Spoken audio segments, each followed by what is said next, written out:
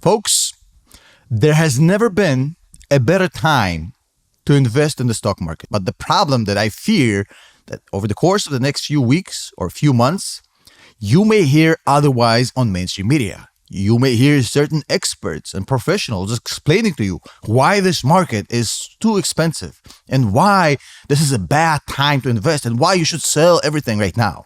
Basically fear-mongering you into making an emotional decision and making mistakes because of confusion and overload of horrible data. Now, you have to understand that mainstream media is sponsored and owned and basically manipulated by these so-called professional traders, institutional investors, con men in really beautiful suits that own the mainstream media and utilize it to confuse you, to get you emotional, and to get you to make mistakes. Oh, by the way, no one else in the world would ever admit that, but I could care. That's right, and you can say that here. I can't. I'm not going to say it on TV. Then you would call the Journal and you get the Bozo reporter on Research in Motion, and you would feed that there's a Palm's got a killer it's going to give away. It's also you want to spread the rumor that it's not going to be ready for Macworld. And this is very easy because the people who write about Apple want that story. And you can claim that it's credible because you spoke to someone at Apple, because Apple isn't and it doesn't. Right, they're not going to comment. They're not going to say. So it's really an ideal short. You see, investing is a zero-sum game. When somebody makes a trade, one person loses, one person wins. Now, they like to be the winners, and they like the retail investors to be the losers. That's how this thing played out over the course of the last 60, 70 years, and that's how it's going to keep playing out for the next 60 or 70 years. We can't change that.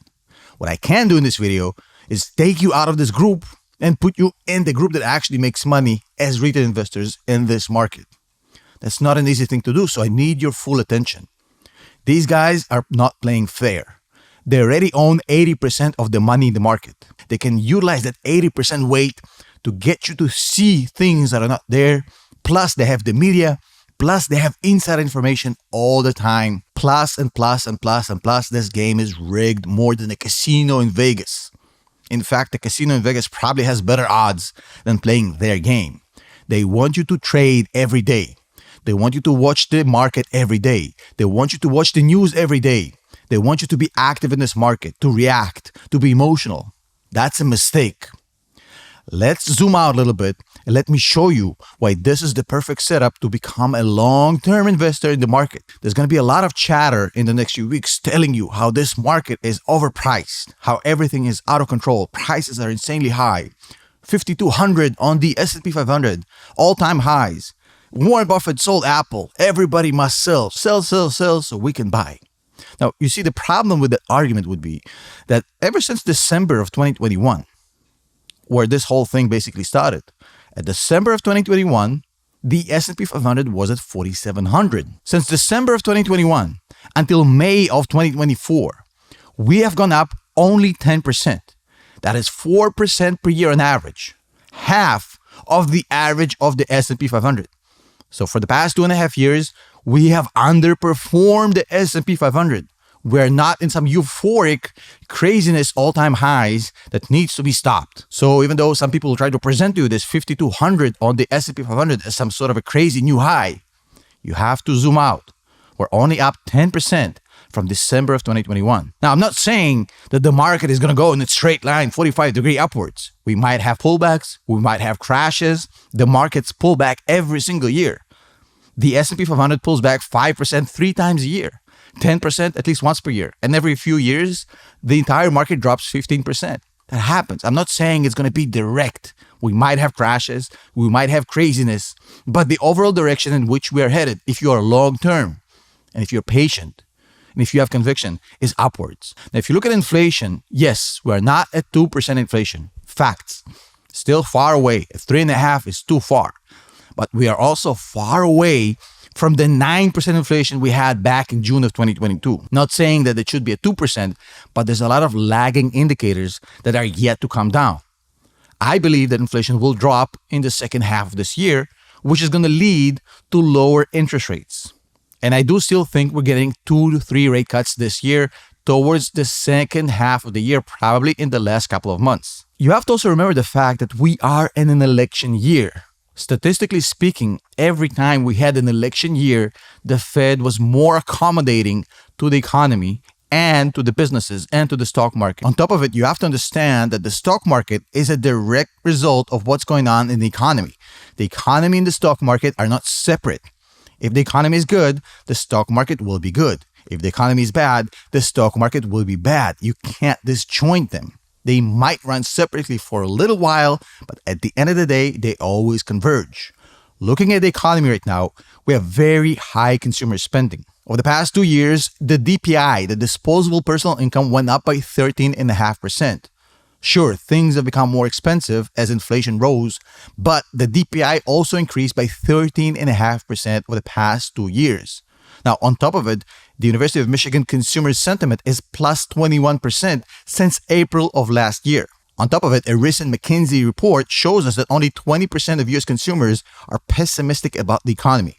That's the lowest percentage we had since June of 2022. On top of it, if you go back 2 years into quarter 2 of 2022, all the way to this point, our real GDP is up 4.8%. So GDP is going up nicely. Consumer sentiment is going up. DPI, disposable personal income, is going up. Consumer spending, consumer confidence, that's what fuels the economy. And that thing is moving up, not down. On top of it, we just had a phenomenal earnings season. Companies are reporting great earnings, great numbers. We have high GDP, as I just told you, and unemployment numbers are still okay. On the one hand, they're not too high.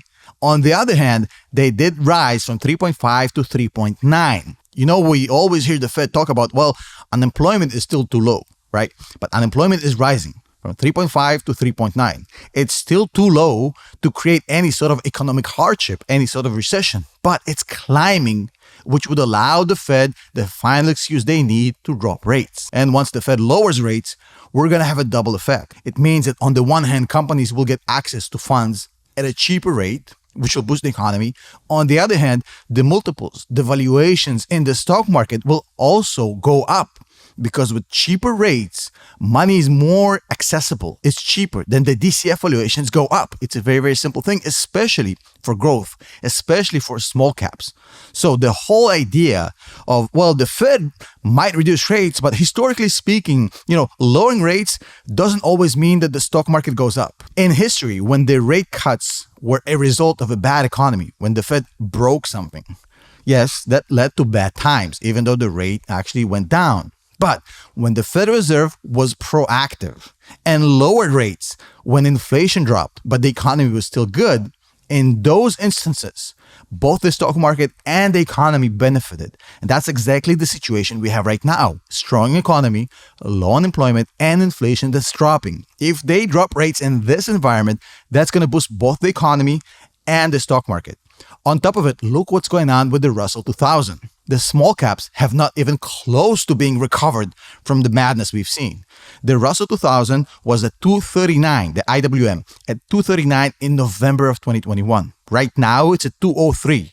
We are down 15% on the Russell 2000 for the past 2.5 years. This is all going on without Russell, without the small caps. Those guys are next. On top of it, there's a lot of money on the sidelines. A lot of money is parked in money market accounts. Money that's currently in money market accounts that's waiting to jump back into stocks. When stocks are now more attractive, when interest rates will drop, all this money will flow into the stock market. Now, at the very least, we're talking about 1.2 trillion that went in there since the end of 2022. But this probably won't end with that 1.2 trillion that's going to come back to the stock market. If the stock market becomes much more attractive than the money market accounts, if interest rates drop and the stock market performs well, there's going to be more money flowing into the stock market, fueling the price hike and fueling the performance of stocks over the money market accounts, which is going to fuel more money moving and this whole snowball effect. On top of it, oil that fuels a lot of this, literally, is down $79 per barrel, well below the 100 scary threshold where everything breaks. On top of it, we have a bullish AI cycle that started at the end of 2022 with the introduction of ChatGPT that has done nothing. We are up 10% since that time. So the entire ChatGPT AI infrastructure software revolution that is 100% real, the stock market is up 10%.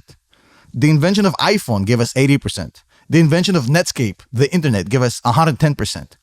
Whatever the case may be, Even if we are just about to see a 50% spike in the market, we're still 40% away. There's still more gasoline in this. And again, this is not going to go like this. It might go like this, like this, like this, like this. There might be a lot of craziness, a lot of crashes, a lot of negativity in the market. Every time the market will pull back, mainstream media and the cahoots members that I've talked to you about in the beginning of this video, the professional suit-wearing assholes that are cheating you, will tell you this is the time to sell, this is the end of the world. Trust me, even if things look bad, even if we have a couple of bad months, this is just the beginning of a major bull cycle. Do not miss out. Be patient, be diligent, be confident, have conviction. Now, as always, I want to thank our channel members and our Patreons for supporting this channel. If you would like to do so, patreon.com/Tom Nash. We also have the Academy. Every week, we have a lesson in which we teach people how to become better long-term investors. We're not feeding them stock picks and bullshit like this. Again, join, try it, 30 days, money back guaranteed, no questions asked. And as always, join our Discord, discord.gg/Tom Nash. It is 100% free to join. And if you haven't yet, check out Stock MVP, stock-mvp.com. If you are at the end of this video, I'm going to give you something cool. Tom25, 25% off for a lifetime, and you get your current price locked in forever. It will never go up. Thank you so much. I'll see you in the next one.